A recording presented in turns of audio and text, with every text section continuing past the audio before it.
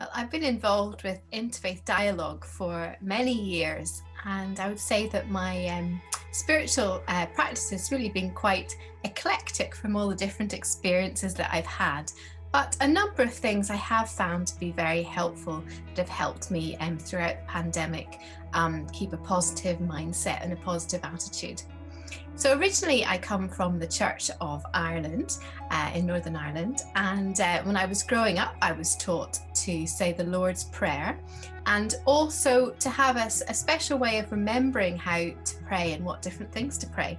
And I found this actually earlier today, and it says it's called a recipe for prayer, and it's a little teaspoon, and for the TSP it's thank you, sorry and please. So it's just a cute way of remembering the different types of prayer, and that's something that we might have had when I was a child in Sunday school. So when I moved over to Scotland for university, I got involved with the Ignatian Spirituality Centre, one of which is in Glasgow, and I was really drawn to Ignatian spirituality for a number of reasons.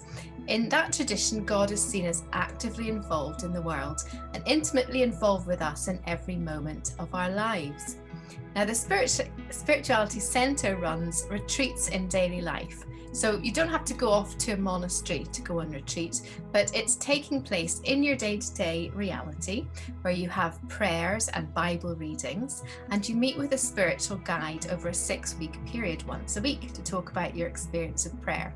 It's a very creative process. You may be given a gospel passage from the story from Jesus' life, which is called imaginative contemplation, imagining yourself into the story, and it helps you think about how would you react and how is your relationship with God and yourself.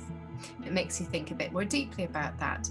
You might also be asked to look at your daily circumstances at the end of each day and contemplate on what has given you energy and where God has been for you in your day.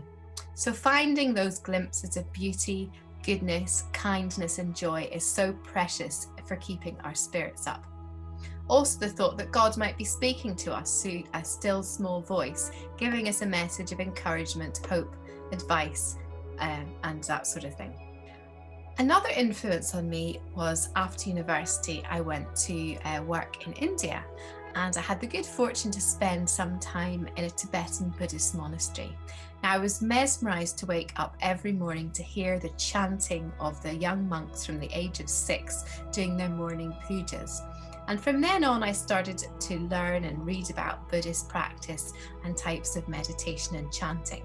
One I was particularly drawn to was the practice of metta meditation, and that is a loving kindness meditation that involves sending love out into the world. So first of all, you sit quietly and send love to yourself, then to a friend, someone neutral, and then someone that you maybe don't like that much. And in the end, sending love right out into the whole world.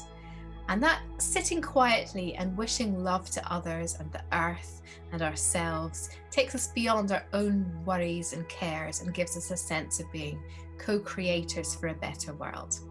One thing I must mention that really gives me a sense of peace and encouragement, especially if I'm going through a difficult time, is just getting out into nature and going for a walk. Now, during lockdown, one of the things that's been so difficult for me is not being able to travel about. I love hill walking, I love traveling, I love different countries, but actually just discovering what is there of beauty on my own doorstep. Living opposite the park, all the seasons, the spring, the trees and the flowers coming up, the autumn leaves, then the snow over the last few weeks. All those things take me away from that anxiety and the sludge, as I would call it, that can fill your mind up during the day. It takes you out of that and gives you that new, renewed freshness and peace and hope for better times ahead. So meditating, chanting, sitting, walking in nature, these are all things that help me in my daily spiritual life.